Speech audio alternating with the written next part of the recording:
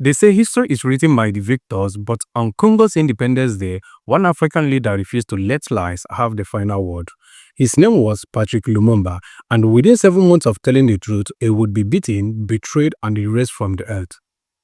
Okay guys, today I'm going to tell you the story behind the assassination of Patrice Lumumba, and if today is your first time of coming across my channel, you are highly welcome. So please like, subscribe, and do not forget to turn on your notification so that you don't miss any of my upcoming posts.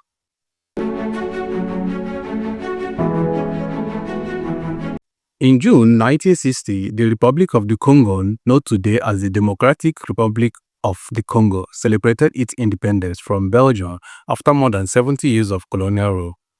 The ceremony was held in the capital, Leopoldville, and was attended by Congolese leader, foreign dignitaries, and King Baudouin of Belgium himself.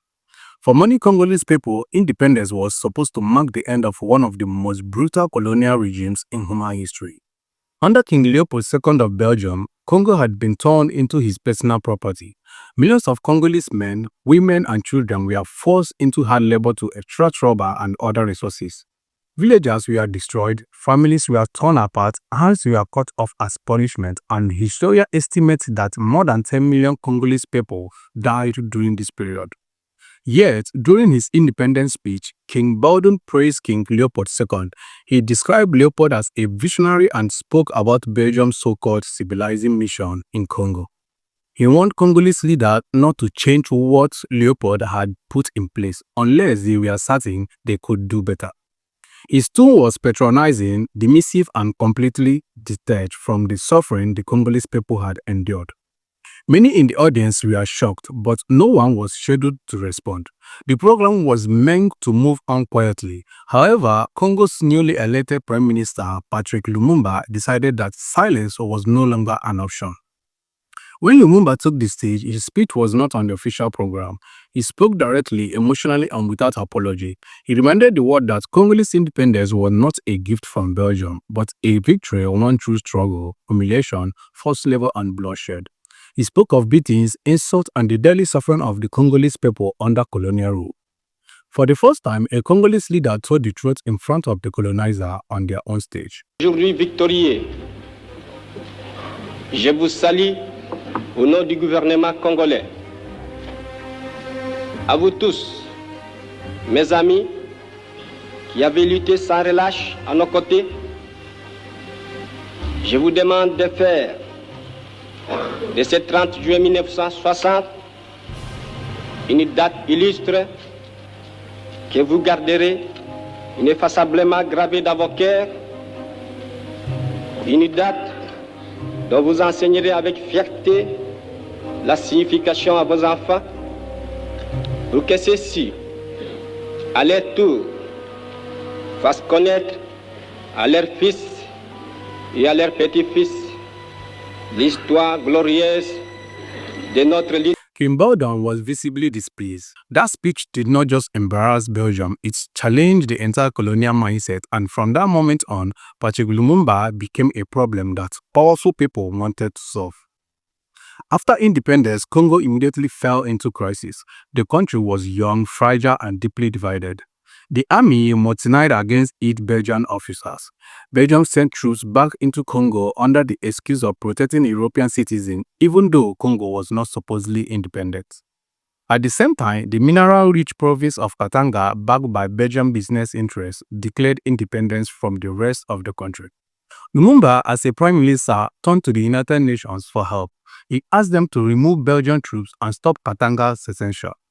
The UN refused to intervene the way he requested. They claimed neutrality, but in reality, they allowed Belgium to maintain influence. Running out of options and determined to protect Congo's sovereignty, Lumumba made a move that would change everything. He reached out to the Soviet Union for assistance. In the middle of the Cold War, this was seen by the United States and its allies as unforgivable.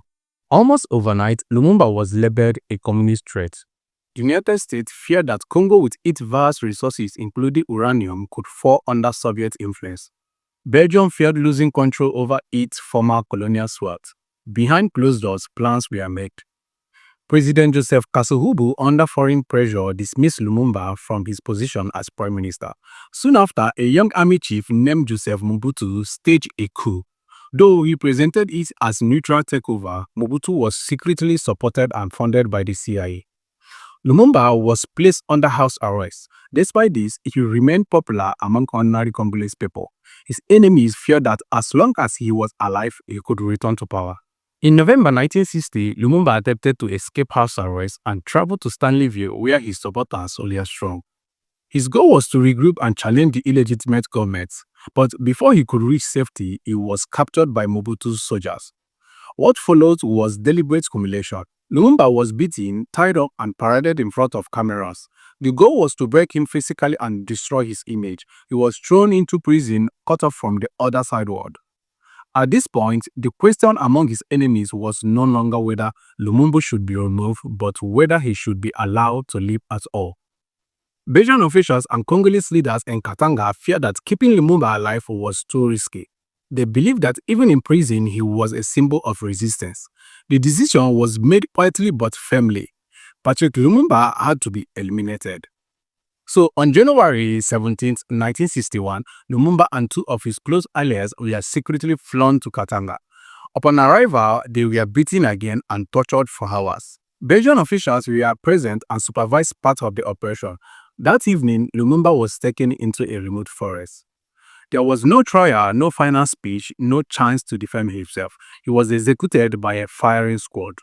But even that was not enough. Those responsible feared that Lumumba's grave could become a rally point for resistance. So his body was cut into pieces and dissolved in acid.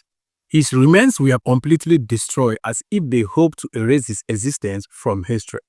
For weeks, the world was told a lie. Officials claimed that Lumumba had escaped and was killed by angry villagers.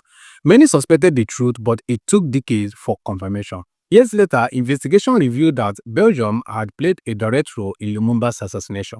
The United States had knowledge of the plot and chose not to intervene. In 2002, Belgium officially apologized to Lumumba's family and the Congolese people for its involvement. Patrice Lumumba was only 35 years old when he was killed. His death marked a turning point for Congo. Soon after, Joseph Mobutu took full control of the country and ruled as a dictator for over 3 decades, backed by Western governments. Congo's wealth continued to benefit foreign interests while its people suffered. Today, Lumumba is remembered not as a failure but as a symbol of African dignity, resistance, and the price of telling the truth. He did not die because he hated the West. He did not die because he was so reckless. He did not die because he refused to sell his country. This is why Patrice Lumumba still matters. This is why his story still scares powerful people, and this is why history must be told, even when it is uncomfortable. Do not forget to like, subscribe, and hit the notification bell so that you don't miss stories they try to better. Until next time, keep questioning, keep seeking the truth, and goodbye for now.